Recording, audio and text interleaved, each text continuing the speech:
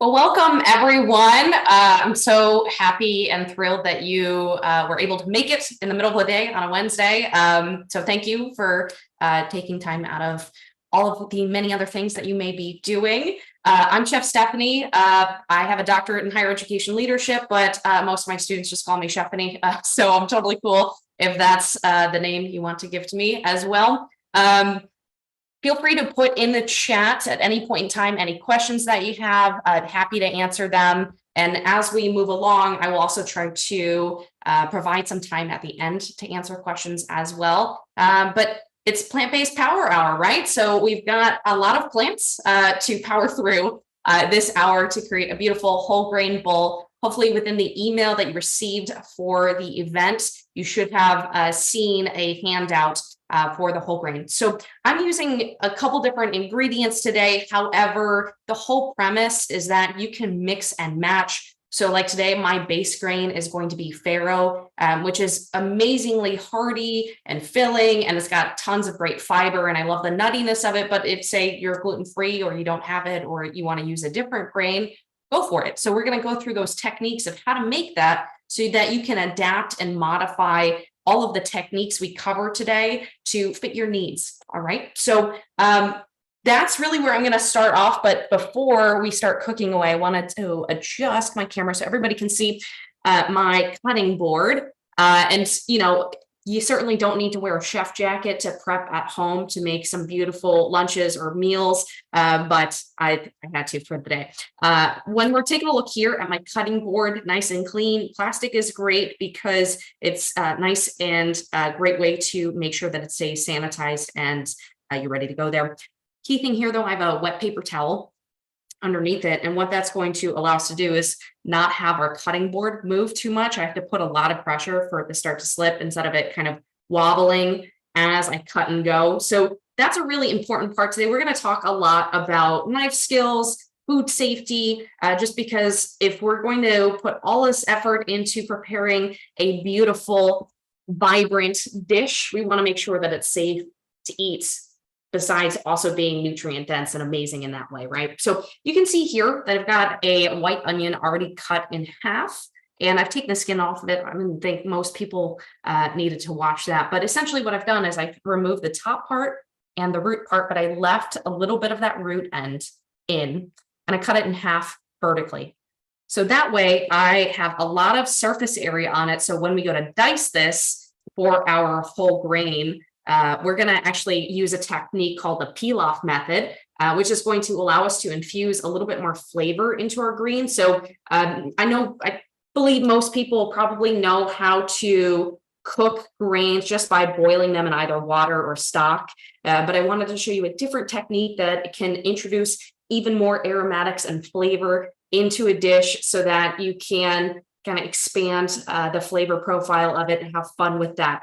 So we're going to practice some knife skills with our onion. I also have some scallions.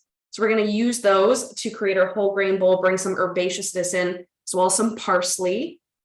And today I'm going to be using some kale, but we're going to talk about, dark greens like this versus lettuce greens and how you can adapt and modify these ingredients while you're making a dish that maybe you want to prep in advance and then, bring with you to work, or just prep earlier in the day so that you can have it later. So we're going to talk a little bit about layering and how you can do that so that you have the best final product when you get to the point where you're going to eat it, right? So some of the other ingredients we're going to use today is white beans. Felt like adding a little extra protein bump. So I use dried beans that I've cooked myself. You can also use canned, it's faster. However, you do want to make sure to rinse them. And typically canned beans tend to have higher sodium, so it's something to consider there as well. They're also more economically friendly for you to buy dried beans and cook them yourself, but it does take a little bit more time. So we want to think through all of our meal prep, how much time this is going to take us, and how we can break it down into smaller chunks so you can expedite it and make sure that you have everything done, ready to go when you're ready to eat. Without feeling like, wow, I just did this marathon of cooking, or wow, I just did all of this, and now I don't even want to eat, right? Sometimes that happens to us. I also have some roasted broccoli and cauliflower. So The reason why I wanted to show you today some roasted products that have already been cooked is I prepped these last night and I cooked them. I had a lot more and I used it for dinner, but now I have leftovers. So I cooled them down rapidly, put them in a container, covered it. I've removed the lids to show you today, and we're going to use it today. But it's a really great way of thinking about lunches. How can you prep over ingredients from either the night before or even the weekend so that you can kind of maximize the prep that you're doing and maximize the food that you are eating. I also have some walnuts. I've just chopped them. They were roasted before, so a little bit of crunch. It's going to be awesome. And here I have some pickled carrots, and it's in the lovely Talenti container. So you can use containers that you have throughout your house. Just make sure they're clean beforehand. But these are carrots that have just been washed, obviously. And then from here, I used a peeler to cut them into strips. And that way you can quick pickle them so that they have a beautiful crunch to it, a little bit of sweetness from that brine. And the way you make a quick pickle is essentially half part water, half part vinegar. So I used red wine vinegar today because that's what I have in my house, but you could use apple cider vinegar or other vinegars, pinch of salt and a pinch of sugar. And basically you bring that up to a boil without the carrots or whatever you want to pickle so that the sugar and the salt can dissolve. And then from there, you pour it over your prepped ingredients. So in this case, we use carrots, but you could do something like grapes. Pickled grapes are things that people don't think about pickling, but they're really amazing. They're really bright. You could pickle something like radishes as well. There's many different things you pickle. So obviously, you can also pickle cucumber, go classic, totally cool. But you can introduce spices in that process as well. So you can mix and match your flavors. So that's really the takeaway is that I have all of these ingredients, but really pretty much all of them can be subbed out for something else. And that's a really beautiful thing about grain bowls is that it's ultimately about thinking ahead, think about prepping so that you can have something really beautiful, really delicious when you go to eat. So let's do some knife skills. So I've got that onion already peeled, as I mentioned, and cut in half. And I've got my chef's knife. So let me tilt this again so you can see my cutting board. And I'm going to stand up properly so I'm not hunching over like this. But what we want to make sure whenever we're cutting anything is we want to make sure that our cutting board is nice and secure. Cutting board is clean of anything else so that we can really focus on whatever we're prepping and cutting. From here, really important how we're holding our knife. So this is my chef's knife. It's probably $80. You can have a cheap knife, you can have an expensive knife. The most important thing, doesn't matter what type of knife it is, what matters is that it's sharp. So when we're thinking about food safety, when you're using something that's really dull, it's going to be very difficult to cut through, particularly produce, and it's going to become more dangerous. So you always want to make sure to sharpen your knives, keep them nice and sharp so that you can stay safe, okay? So from here, what I'm doing to hold my knife is I'm using my forefinger and my thumb to pinch between the blade and the handle. So I like to hold it this way because I have a lot of security with that and I have a lot of mobility. So I can use my rocking motion to cut through things so my knife isn't coming up off my cutting board, and I can have my fingers close but tucked back, and I'll show you that kind of claw grip in just a second. But that allows me to know exactly where my knife is and exactly where my fingers are at all times. Now, this rocking motion is amazing, and you're going to mostly see me use that today. But for cutting or dicing onions, as we will do in just a second, we're actually going to specifically use the tip part of our knife for cutting into this onion so that it stays together. So there are a couple different cuts where you will bring your knife up a little bit more, and that's another reason to be extra careful whenever you're cutting something. So from there, not just how I'm holding my knife here in my hand, and this is the same thing if you're left-handed, it basically just switched over. But for the claw grip, which is where we want to keep our digits from going anywhere, right? We want them to stay on our hand. You want to tuck them back, kind of like a bear claw. That's the best way. Most people know how to kind of identify with it. But you can see here that I've got all my fingers tucked back. I've got that thumb tucked back too. Some people might leave that hanging like that. And if you accidentally move your hand around and you're still chopping, bad things can happen. So you want to make sure all of them are tucked.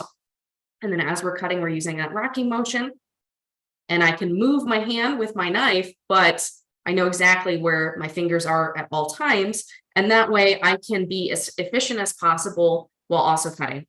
Now, something today too, as you watch me prep, I want you to think about the speed that maybe you're at for your knife work. You do not need to be, in the culinary industry for a decade to gain speed, but I will say that please take your time. If you're uncomfortable holding a knife or prepping, sometimes that causes people a lot of anxiety, that prep portion.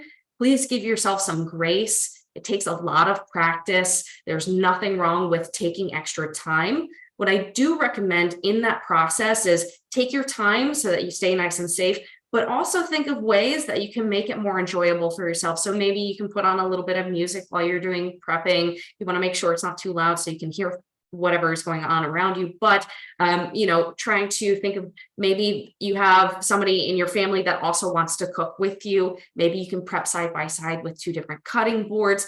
Find ways to make all of this prep more fun, right? So I have fun with it regardless, but I know not everybody is there or will be there or wants to be there. So we've got our onion ready to go. And the reason why I have it flat this way is so that as I'm cutting, it's nice and stable. If we were to say, try to cut it this way, I think most people would think it looks kind of goofy to begin with, but it'd be pretty dangerous. So what we're going to do is to make a dice. And you can make these dices either big or small. And the big difference there is how closely you're kind of prepping these cuts. So essentially, we're going to cut horizontally through our onion. Since this onion isn't super big, we'll probably do 2 horizontal cuts through it. And then we're going to cut vertically. So it's almost going to look like graph paper from this side. And you'll see that in just a bit. But basically what I'm trying to do is create little squares without this onion turning into confetti on my cutting board before we actually want to cut it into dices.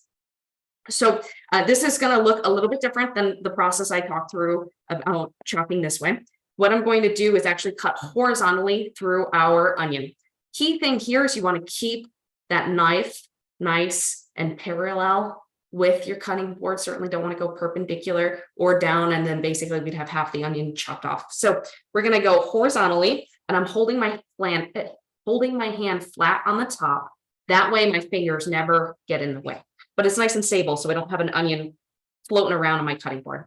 So I've only cut about 1/2 to 3/4 of the way through, but you can see here, my lighting is a little light there, but you can see that I've got that cut through it. So we can get one more, and this one's going to be pretty close to the top. So I'm just going to tuck back my fingers a little bit, but here we have another horizontal cut.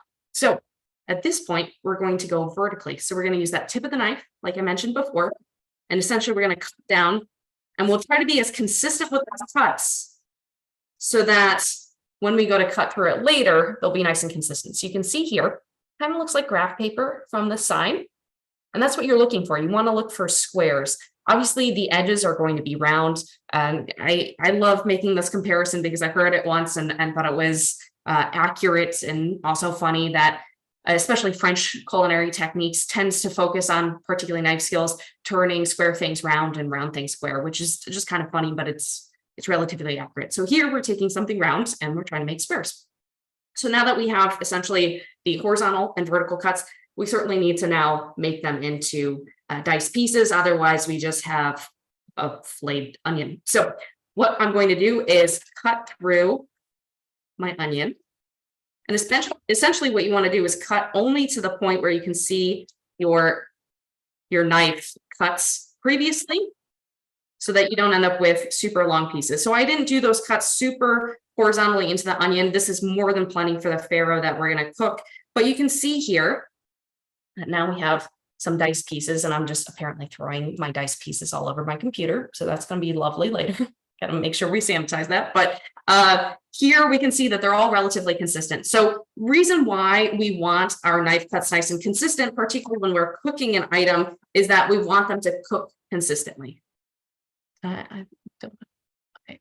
Thought I heard somebody trying to ask a question. Awesome. So we want to make sure that we're cooking them consistently, also visually making sure they're nice and consistent, because we eat with our eyes first whenever we're cooking. So what I'm doing here is I'm taking a prep dish and I'm putting it right to the side of my prep board so that I can slide my prep into that bowl, and we can make sure that our cutting board is nice and clean and I don't end up with any onions on my floor. So we're going to use that for our pilaf, and you're probably wondering, What's chef going to do with all of this onion? Currently nothing, but please do not throw out the rest of your onion. You can use it for other dishes. You could prep the whole thing, use half of your diced onions to prep your pilaf style grains, and then you could use the other portion of the onions to roast with some other veggies, or you can do something entirely different with it. You certainly don't want to waste this. And when you get to that trim part, the root end, you could save that for vegetable stock. So what I typically do is I fill up a container, so plastic bag or a glass container that can withstand freezing temperatures. And basically I put my prep or my trim in there. So thinking carrot peels, onion pieces, things like that, odds and ends. I place them in that container, and then I put them in my freezer, make sure it's covered, make sure it's closed, all that good stuff. You certainly don't want your freezer, your refrigerator smell like onions. It's not that pleasant if you haven't experienced it already. But basically from there, you freeze it. And then when you're ready to make vegetable stock, all you do is take and that bag as you fill it up throughout the week or a couple weeks. That's why we freeze it. And then from there, put it into a pot, cover it with water, bring it up to a simmer, and in about a half an hour, you have homemade vegetable stock that was free, basically, because you used your produce for other dishes and you're just using the trim. So it's an amazing way to get more flavor into your dishes and reduce food waste, and also be able to get more for your bang. So we've got our onions cut, and we're going to be using farro today. So I figured I would show everybody what the bag looks like from our local grocer. And I've already got a cup portioned out. You can see here some beautiful, lovely grains. Now, if you've never had farro before, it's kind of earthy, but not in a bad way. It's nice and hearty. I personally love it, particularly in the fall and winter months. And even though it's only March 1st, I have daffodils blooming right now outside, which is amazing. It feels much later in the season than it already is, or than it is, but it's really great for cooler temperatures, at least for me. But you can make some really beautiful salads with it, as you'll kind of see today. But other grains that would be great for this application: quinoa, brown rice would be amazing. You could do millet, sorghum. Amaranth would work. I tend to find that amaranth is so small that it's better served for things like porridges. You could absolutely make an amaranth whole grain bowl or grain bowl as well. So lots of option when it comes to the grain. The key thing when we're using the pilaf method is we want to think about our ratios. So grain to liquid. So we've got a cup of farro, and we've got 2 cups of, in this case, homemade vegetable stock, but you'd absolutely use water.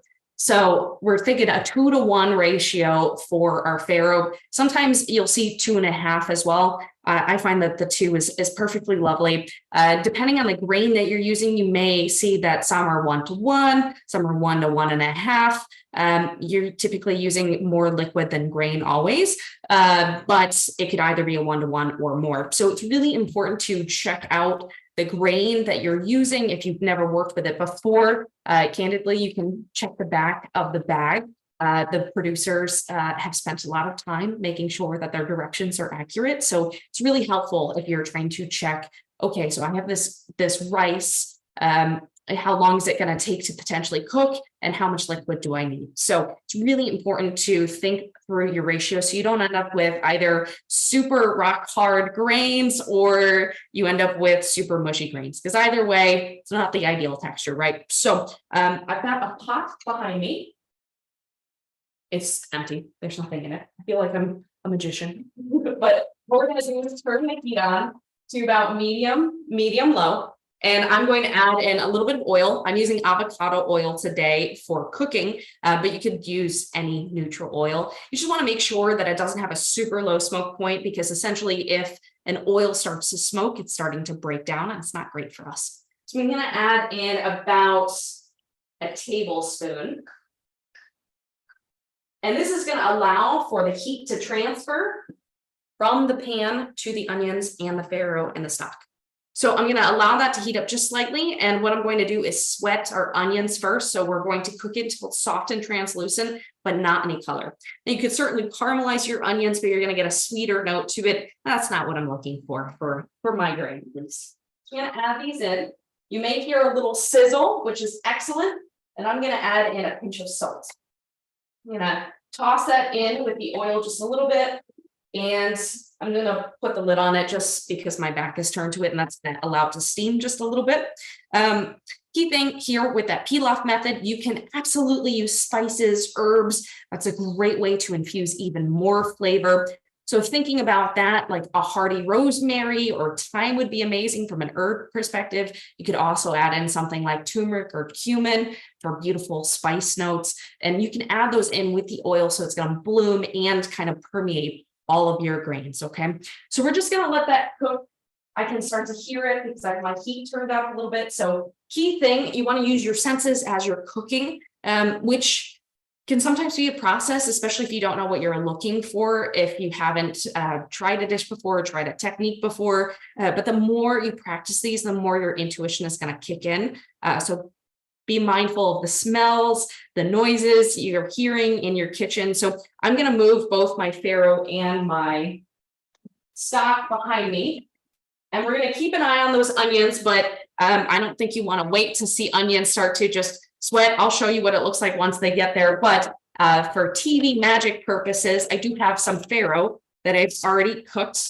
I cooked this last night and I cooled it down rapidly. So the reason also I'm showing you this is that you can prep things in advance. So if you wanted to make a big batch of farro, big batch of quinoa, you can cook it on the weekend or a weeknight when you have more time. You could use part of it for dinner. And then from there, you want to rapidly cool it down. Typically, my chef hack for that is you can take a sheet tray, obviously nothing on it, but you can put down some parchment paper.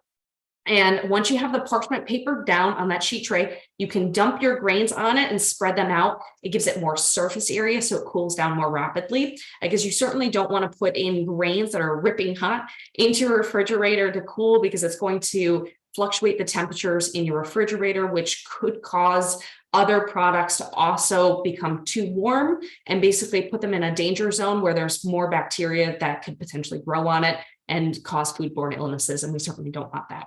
So that's kind of my chef trick, is spreading them out on a sheet tray to rapidly cool.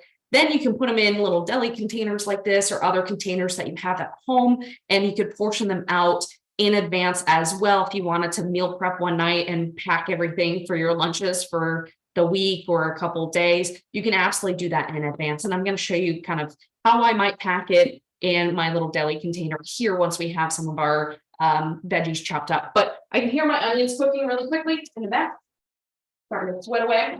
So I'm going to show really quickly. So they're starting to become soft and translucent. They're still a little opaque, but they're definitely getting there. So I'm going to put that lid back on, keep them going.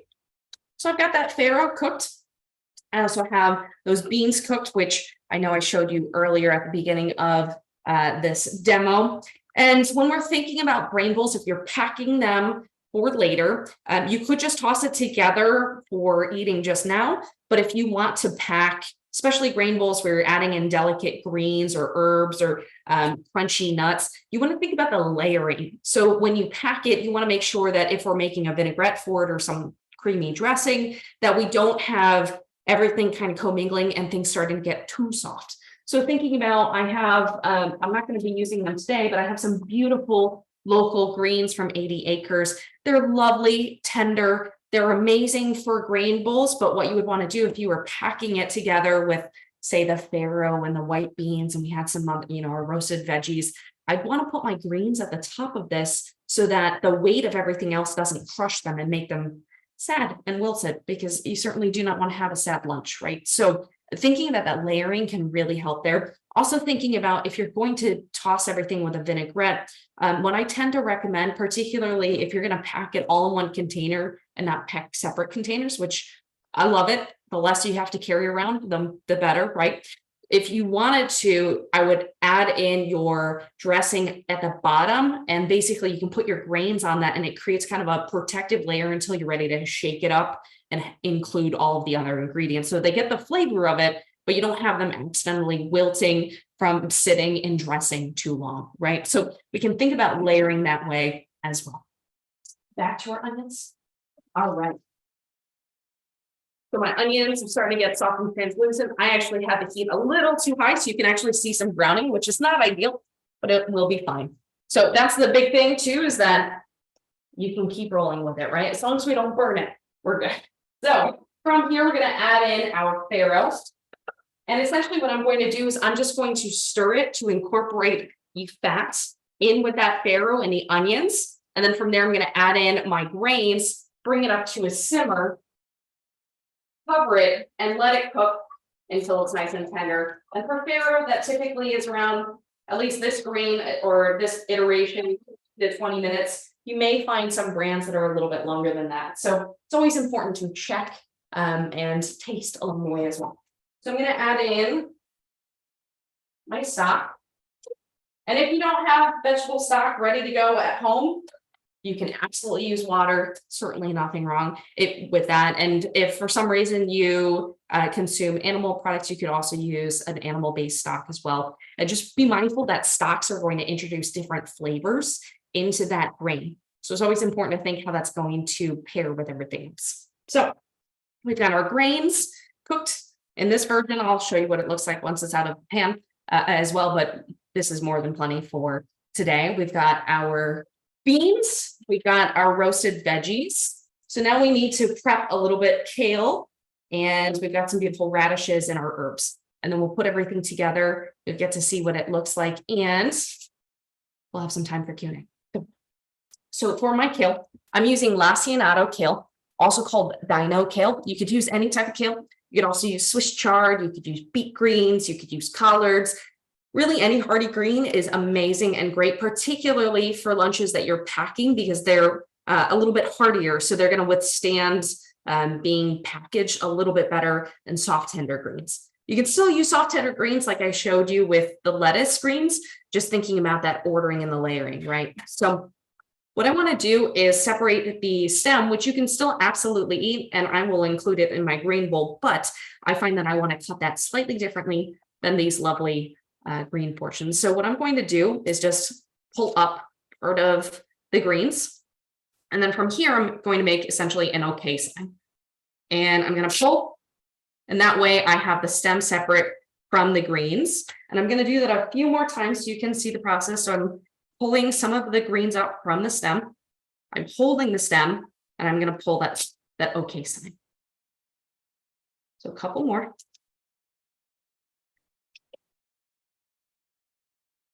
And you can see that it's relatively efficient and fast. And if you're prepping a lot, that's what you want, right? So one more. All right. So from here, I'm just going to move my greens to the side for a second, and I'm going to cut my kale stems. Now you can see the stems where they were harvested, they're quite rough. I've washed this kale already, but I do want to trim those ends as well, and that would go into my compost bin. So for my stems, because they're stemmy, they're very hardy, what I'm going to do is thinly slice them, and I'm going to slice them on a bias just to make them more visually appealing. So what on a bias means is cut on a 45-degree angle. So we're going to use that rocking motion to cut through. And you can see that I'm moving my hands with my knife along the stems. And that definitely takes practice. So take your time as you're prepping, and a little bit of trim. So now I've got these stems that are a little bit on a 45-degree angle. So they look a little bit different, a little bit more refined, but just cutting straight through the stems is also perfectly fine. So I'm going to put them in a bowl for now, just to get them out of the way. And then for my kale greens, what I like to do, and I like to do this for herbs as well. So if I'm trying to cut a lot of basil or something like that, what I'm going to do is stack it up into a pile. And from here, what I like to do is just fold it over, tuck everything together, and hold it down. That allows me to cut all of it at once without having it fly all over the place. So for this dish, I'm just going to thinly slice it. You could, shred it instead, or you could leave them in larger pieces. It's totally up to you.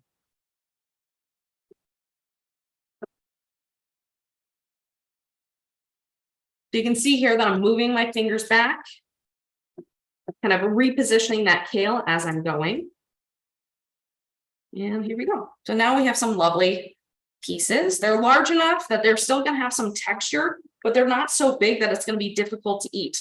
So when we're thinking about our knife cuts, deciding how we're going to cut something, that's a really big part of it, is how are we going to finally eat that dish? How is that going to come together? And how are we going to enjoy it? So I'm just taking a clean paper towel and just cleaning off my knife and my cutting board.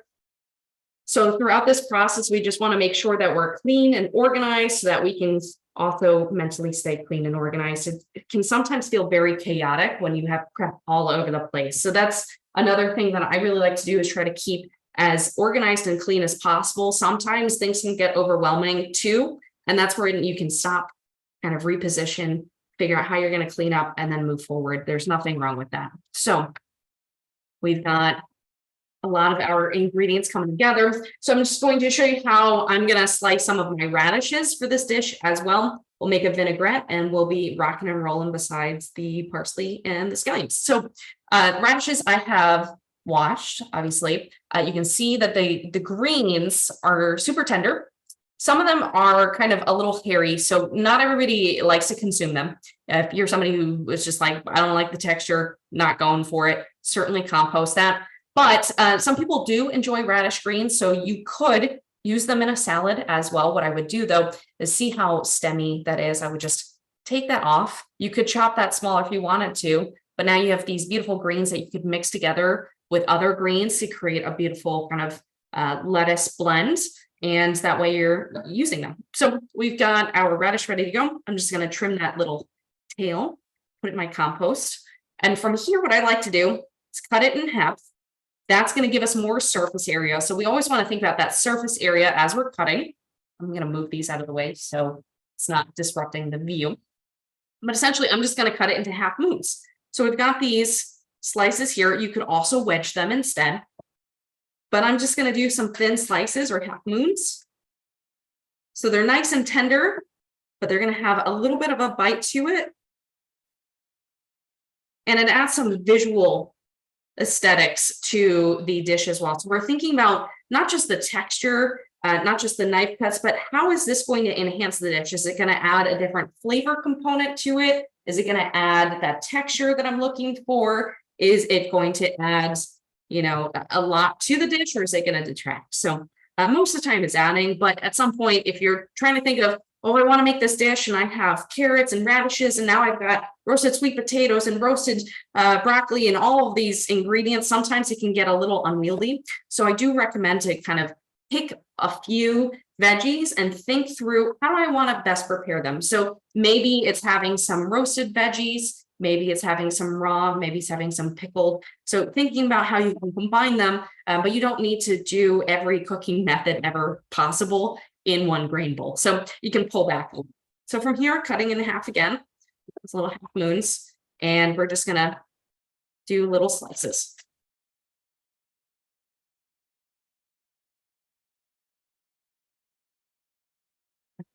And you can absolutely prep these in advance. I just thought it was more riveting to watch me cut things than me just talk about making a grain bowl.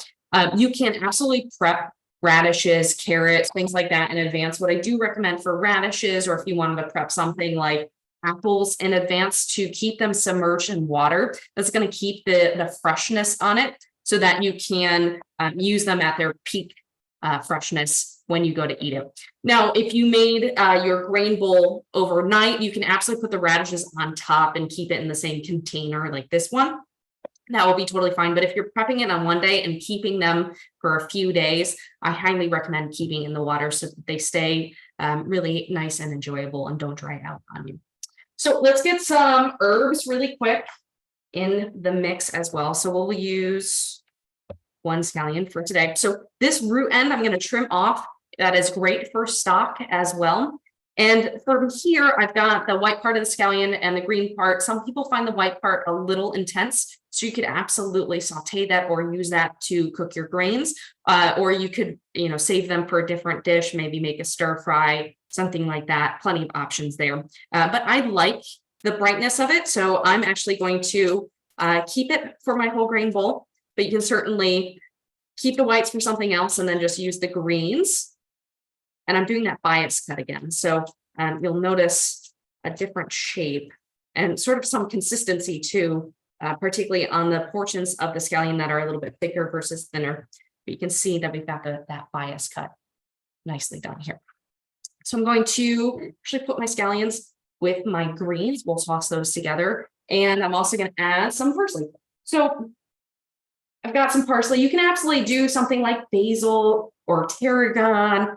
You could also do other soft herbs like chervil. So there's plenty of options here. If you want to do cilantro, not everybody likes cilantro, but kind of similar process. Key thing with our fresh herbs, we want that vibrancy. Now, if you're using something like thyme or rosemary that's a little bit hardier, it's best to use those while cooking. But you could chop up some thyme and use it to make a vinaigrette or something like that. We just don't want like rosemary stems inside of our grain bowl, and then you've got to floss after, right? So these stems are great. You can actually keep those for stock as well. So put that in your stock bag. But you can also eat those stems. They're really great. Obviously, we want to chop them finely so you don't end up flossing with those stems as well, but they're nice and soft and they've got tons of nutrients in them. So I'm folding my parsley over into a little bundle, kind of like that kale. And basically what I'm going to do is very thinly slice these so that I have small pieces of the stems and all that flavor and that brightness. And if you miss one, we can come back through it. Here we go. So I'm going to also add that in with my kale. Now, because I'm putting this dish together right away, that's why I'm putting it in with my kale, but with any soft herbs, so thinking about parsley, cilantro, tarragon, those things, you might want to consider when you're building or building out a grain bowl to take with you somewhere, to put the grains on the top because they're super tender, very similar to those lettuce greens. So we are almost done. We are going to do simple vinaigrette. So you can do tons of different dressings, but it's just a way to introduce a little bit more flavor into this dish. And we've got a question in the chat. What is the best way to store fresh fruit and vegetables, pre-wash or wait until you're ready to use it? That's an excellent question. I love that question. It is very important to think through that. So I typically wash right before I go to use it because, and the reason why I find it so important is that if you wash too far in advance, say in particular fruits, so we're thinking about something like raspberries or blueberries, if you wash it and then put it back in the refrigerator, don't eat it right away, that additional moisture can cause it to go bad faster. So if you want your produce to live longer, wash right before you need it. Love it. Cool. So I'm just checking on our hair in the back, but we're using the pre-made one. So I've just got a little container. I'm going to make a vinaigrette. I've also got some Dijon mustard. I kind of pre-measured that out for me. With vinaigrettes, classically, you're going to see that they're made usually in a bowl. You've got to stir in your olive oil so that you get a beautiful emulsification. Now we can force that emulsification by placing everything in a mason jar and shaking it up too. Works totally fine. Why I love showing this is because you can make a bunch of vinaigrette. It is going to separate over time, but what you can do is pre-make it, put it in your refrigerator before you need it, shake it up, and you're good to go for about a week, right? So got some lemon because I love lemon. And I'm going to use the zest on this lemon actually in my kale. You can absolutely put it in the dressing just since it's all going to come together pretty quickly. I'm going to use my zest here. And I'm using something called a microplane. And you could just use any zester that you have in your house. But I find that this is nice and gentle on our produce, particularly citrus, so that I'm just getting the exterior. So I'm getting all those essential oils that are in the skin into what I'm zesting it into. A key thing too is when you're zesting, you don't want to kind of scrape away at one spot because you're going to end up in the pith and that's going to be quite bitter. So you want to avoid that. So now what I'm doing here is I'm just rolling it slightly to loosen that cell structure up to make it easier to squeeze. Now from here, I'm just going to cut this in half. Very big lemon, and I love lemon, but I think I'll be okay with half of it. So I'm just going to squeeze it in here. If you have a larger container, you can put your zester over the top, squeeze it so that any of the seeds that would accidentally end up in the container can end up on the zester. So that's a lovely trick that I like to do. In this case, what I'm doing is I'm tilting my lemon just slightly so that if any of the seeds kind of dislodge, that angle will help keep it from falling into my container. You can also just scoop them out. Taking a spoon and, scooping them out is absolutely okay too. It's not going to take that much more time. So we've got our lemon in here. We've got some Dijon. I'm going to add just a pinch of salt. And I'm just using kosher salt. I find that it spreads very consistently. So from here, I actually do have some local vinegar as well. We've already got some acid because of the lemon juice, but I want to make a little bit more vinaigrette. So I'm going to use, it's Madhouse vinegar. They make tons of different varieties. This one is actually aged in bourbon barrel. So I thought it'd be a lovely complement with the Faro, but you can use whatever vinegar you have. So from here, I'm going to open this up, might help. And I'm going to pour that in my container. So classically with vinaigrettes, you're looking at a ratio of 1 to 3. So 1 part acid to 3 parts oil. Now, that being said, I really like my vinaigrettes to be quite acidic. So I actually go more for a 1 to 2 ratio. And if you're trying to stay away from any oils, even say extra virgin olive oil, which is lovely and minimally processed, so I still go for extra virgin olive oil, you're welcome to modify it. So I've got basically a 2 to 1 ratio here. You can go by visuals. And now what we're going to do, seal it. Nothing is worse than trying to shake a container and realizing that your lid is not on right? So from here, we're going to shake that up. And you'll notice pretty quickly that it will start to get cloudy. And essentially that is that emulsification process starting to happen. All right. Now it's going to stay a little bit more emulsified because of the Dijon. It helps as an emulsifier.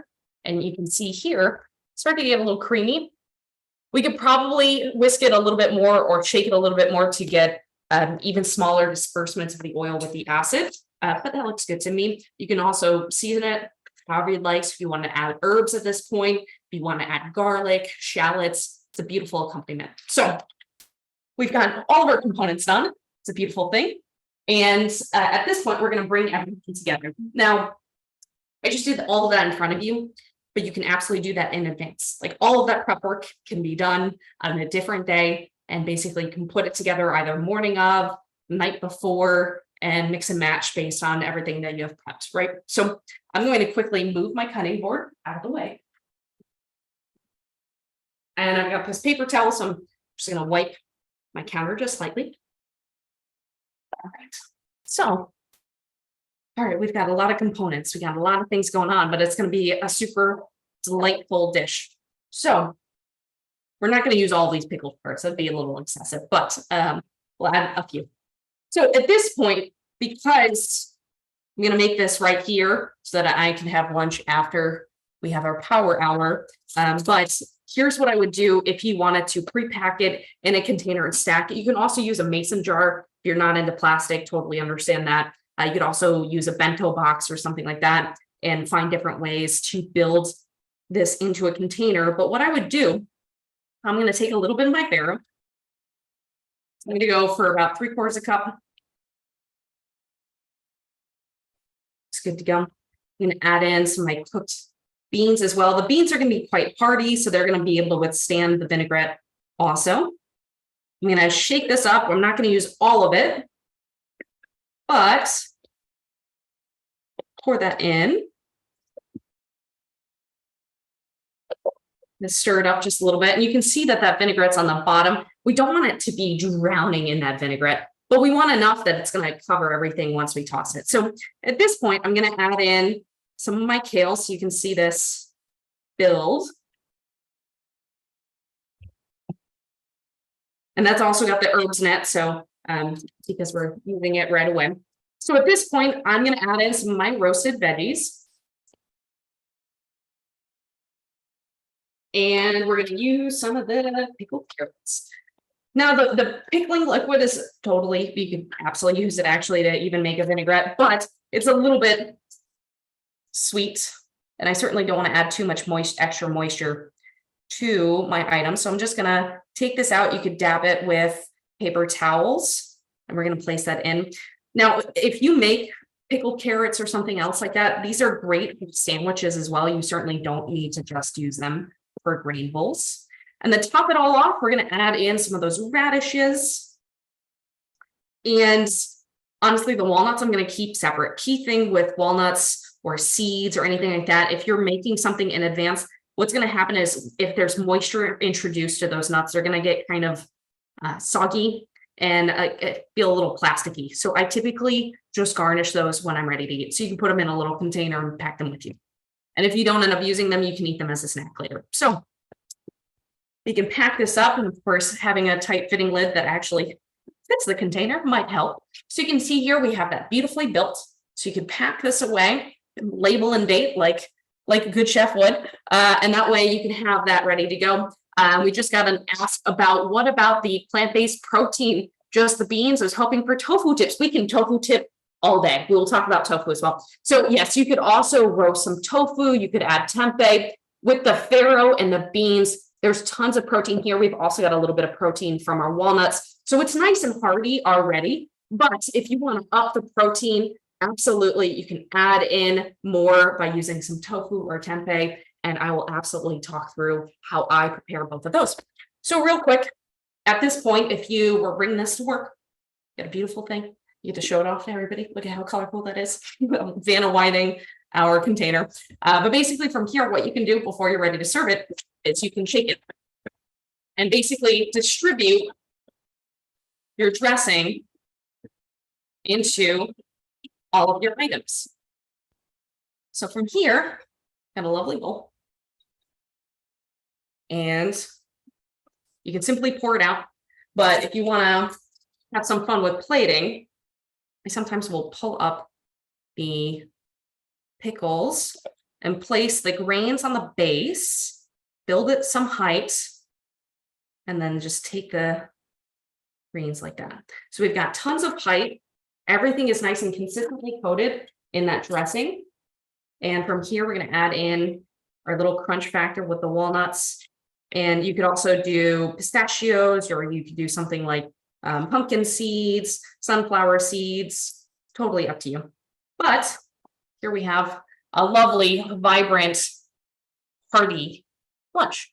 So let's talk about tofu. I know we've got about 11 more minutes. So if anybody has additional questions, please put them in the chat. I would love to answer them. So we're going to talk real quickly about the tofu, and then I see what was the colorful last ingredient you added. So I'll answer that really quick. That was the pickled carrots on top. So all I did was I took a carrot, washed it, peeled it, and basically cut them into strips. So you make some really beautiful strips, and then you pour in a quick pickle. So vinegar, water, pinch of salt, pinch of sugar. You can add in other spices as well, but that's it for the pickles.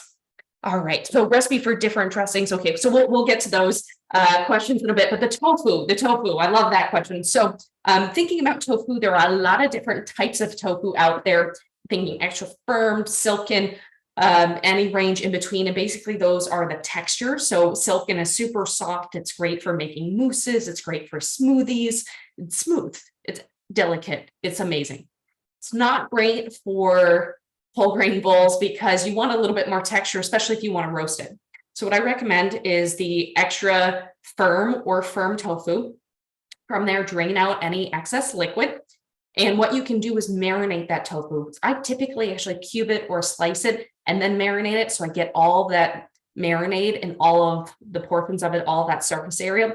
You can marinate it for even just a half an hour or overnight. And then from there, what I like to do is place it on a sheet tray, put some parchment paper down and roast at 350 degrees Fahrenheit until it's beautifully golden brown and delicious. And usually my marinade, I typically go for tamari or soy sauce. I go for low sodium.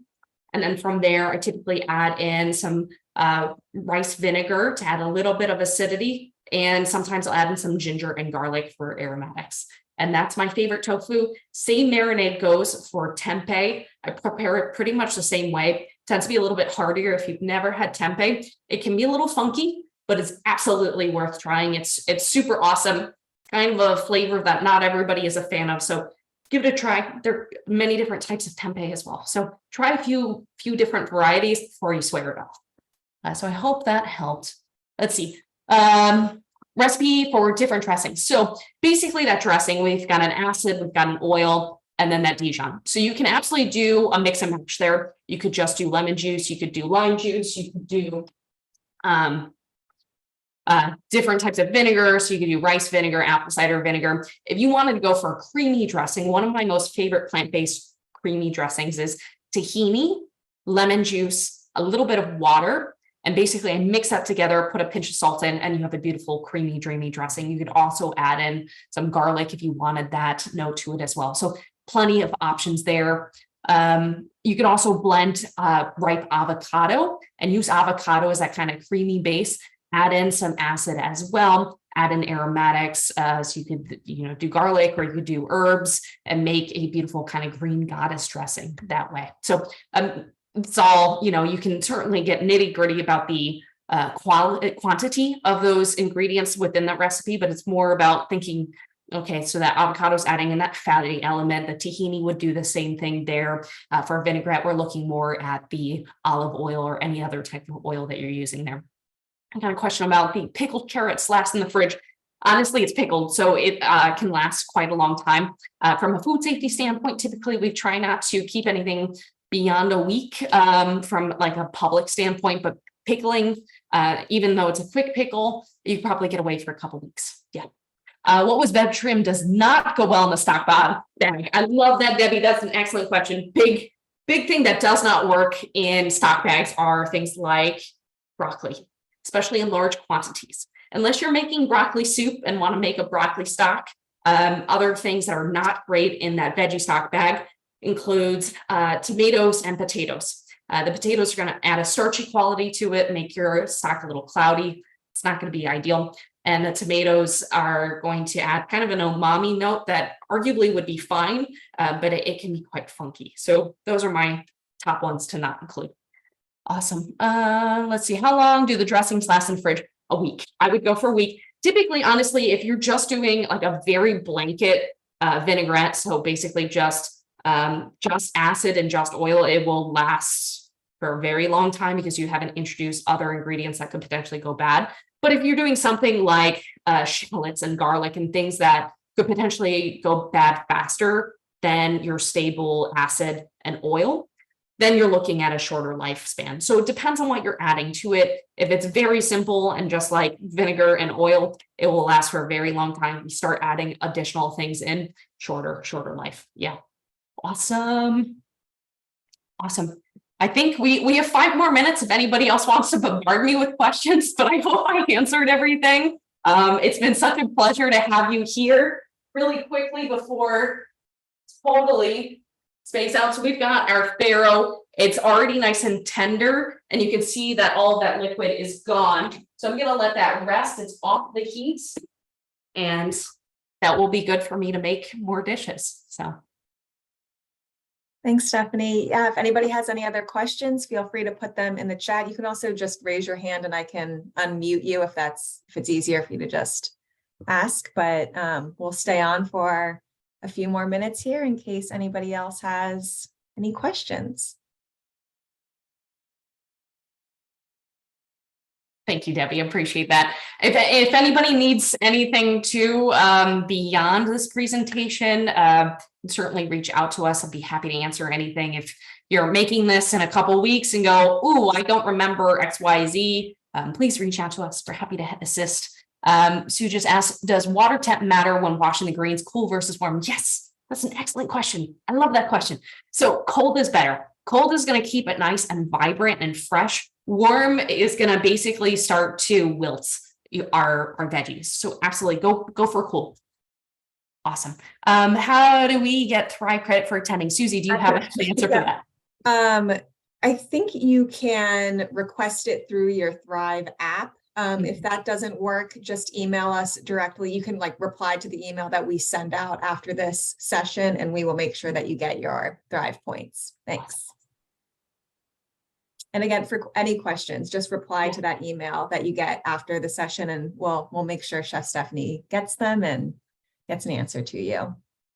Yeah, and if y'all have suggestions or things you'd like to see in the future, please let us know that too. I'm happy to pretty much cook anything. And if there are burning culinary questions that you need answered, I'm happy to do that. Yeah, you will see a link to a little evaluation in that email. We love your feedback on these sessions. We're always trying to make them better and make them what all of you are looking for. So fill that out or email us. Just like Chef Stephanie said, we love your feedback.